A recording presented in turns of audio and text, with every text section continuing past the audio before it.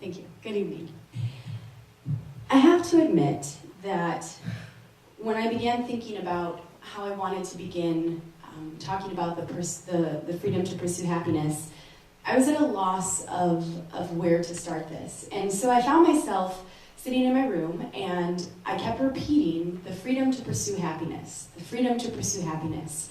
I kept saying that over and over again. And there were two words that struck me and that were really speaking to me, and those words were pursue and happiness. And I started thinking about the other four freedoms that we discussed tonight, and we have the freedom to pursue happiness, yet it's not just a freedom that we have to be happy. And we have the freedom to pursue an education, yet we have the freedom to work, the freedom to believe, and the freedom to raise a family.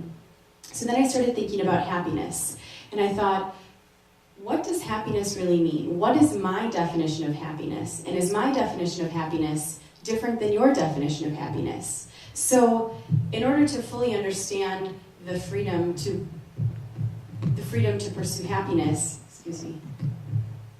I decided that I should maybe find out the universal definition of happiness. And so I turned to my computer and I did a search on happiness. And this is what I found. I wanted to share it with you.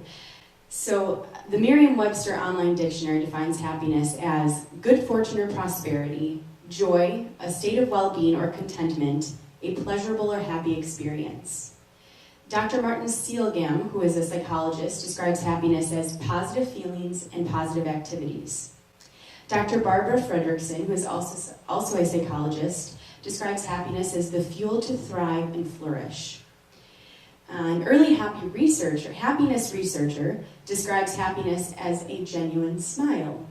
He says he looks at the quality of people's smiles and found that truly happy people had a smile that not only turned up the corners of their mouths, but also crinkled the skin around their eyes.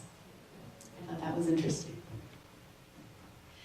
The fifth one is from a physiologist, and he thinks that happiness is described as having good physiology. He says researchers can identify happy people by their brain waves, their predominant hormones, and by the chemicals that make up their cells.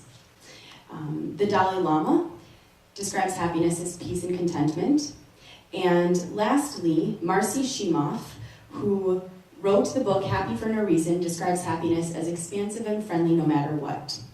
So after reading this, I decided to make my own list of happiness, and I made a list of what happiness means to me, and I realized that a lot of these things on there could translate into my own list. But then I was realizing that there's one thing on this list, on my list, that is not on this list. And to me, it's a one-word difference, and that word is God. And I realized that being truly happy means trusting that everything you pursue will lead to happiness because of God.